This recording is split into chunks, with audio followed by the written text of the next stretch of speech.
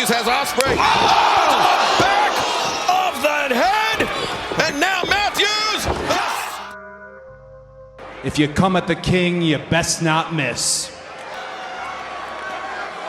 Acknowledge us. Hey guys, we're here at the Red Carpet Reign. We'll talk about why NXT always stand up AEW, why NXT is the top dog. Let's talk more about the NXT versus AEW ratings for this week. Get the likes up. Let's first talk about NXT. Now, this episode's for the 7th of January. It says Rock earns highest average viewership since 2019. Now, it's here, it says SmackDown has first 3 hours, and then The Rock big appearance on New Year's Evil, made a last-minute appearance, but it said needs to gather information from Variety. They earned 957,000 viewership, 53% viewership, 626,000 the previous week. But it's the highest since September 2019, since when it aired on cable television. And you know, guys, we had 2 big main events, Roxanne versus Julia, NXT Women's Championship, which Julia did win, become new champion. Also, triple threat in the main event, Eddie Thorpe versus Trick Williams, the NXT champion, versus Obafemi in a championship, which we also crowned new champion, which is Obafemi. And at the end of the night, we had 2 brand new champions. They stood tall. We are in a new era of NXT, as I said before in my NXT coverage for I do for the whole week. But we definitely a new era. These were big events for NXT. Of course, The Rock was a big boost to the program, too. He had big moments. But I want to highlight Julia. She definitely did her thing. She finally climbed the mountaintop. She is the brand new NXT Women's Champion, dethroning the prodigy Roxanne Perez. Obafemi, the ruler, he dethroned, and he actually pinned the previous NXT champion, Trick Williams. Trick Willie whooped that Trick. Well, that Trick got whooped.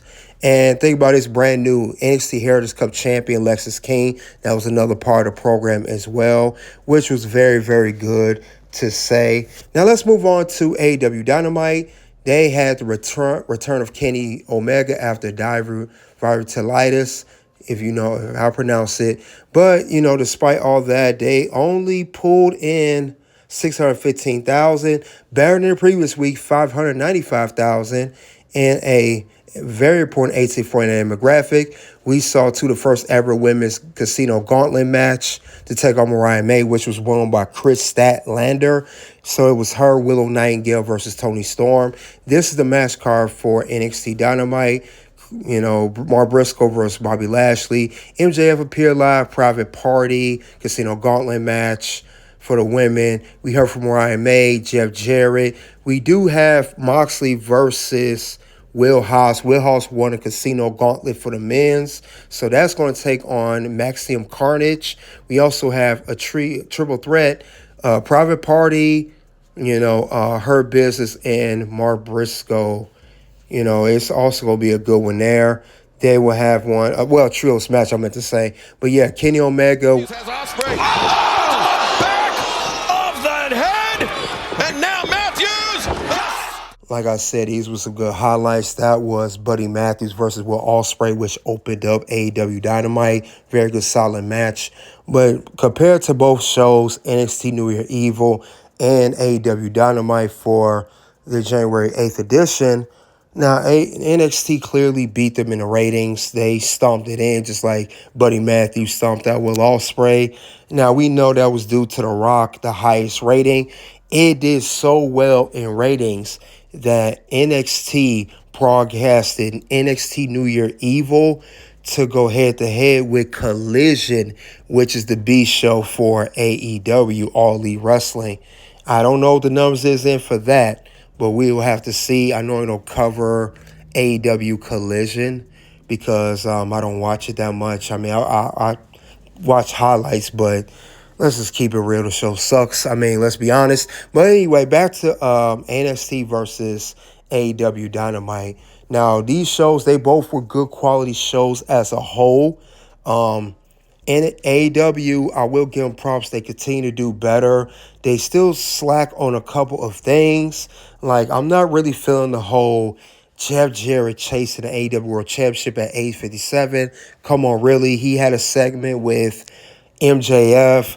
MJF offered a partnership. Like, that's not entertaining. No one wants to see that.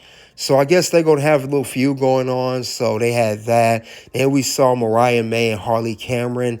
They were backstage. Harley Cameron challenged her to some type of match at Collision.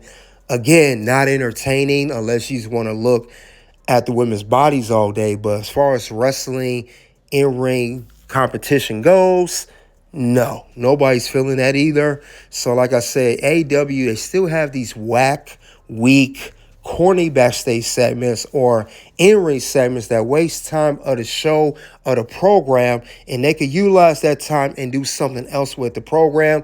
How about something they really don't do? Develop a storyline. I mean, is that too much to ask? AEW, they should do something like that, because Powerhouse Hobbs winning the Casino Gauntlet match was a great part of the match. It's great putting to the world title picture to challenge Moxley. Unfortunately for Will Hobbs, Powerhouse Hobbs, he's not going to win that match. We know that John Moxley's stable, the writers, they're going to interfere. We know other men going to interfere. Jay White, Heyman, Adam Page, and others. Just expect those guys, somebody to interfere during the match, or that chump Wheeler Yuta from the group. It's just how it goes when it comes down to John Moxley in the AEW World Championship. And another thing, does he ever show that championship? It's always in that suitcase. What's up with that, Moxley? I mean, is it a special thing in there? Is that the angle? What's the story behind that? Because he kept saying, this isn't your company anymore to Tony Schiavone months ago. Yet, why aren't you showing us that you really run the company and show the belt? Is there a brand new belt in there? I don't know the whole thing with that. Like I said, but NXT, they will return to their regular normal programming. There will be no TV special this week coming up. It'll be regular NXT on CW. And we got two brand new champions. They're going to do their thing. Roxanne lost the title. Trick lost the title. They on their way to the main roster. Expect both of them to appear in the 2025 Royal Rumble. Roxanne in women's, Trick in men's, and maybe Obafemi and Julia, the current NXT and men's and women's champions, will appear in that Royal Rumble too. So the future is very bright for NXT right now. Too bad I can't say the same for AEW. If they really step their game up, it can be brighter, but it's still look kind of dim right now. I just got to be honest. But like I said, AEW still doing better with the show. It's not putting me to sleep, at least. It is keeping me up. The streaming on Max, I heard a lot of viewership over there. There was a viewership over there, but it's separate from the regular viewership.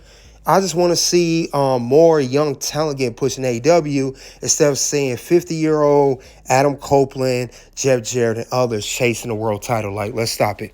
And that's all I have for why NXT will always stand up to AEW, why NXT will always be top dog. You guys let me know what you think of this recent week of NXT versus AEW Dynamite. Soon to reveal some pop-up, guys. You already know what it is.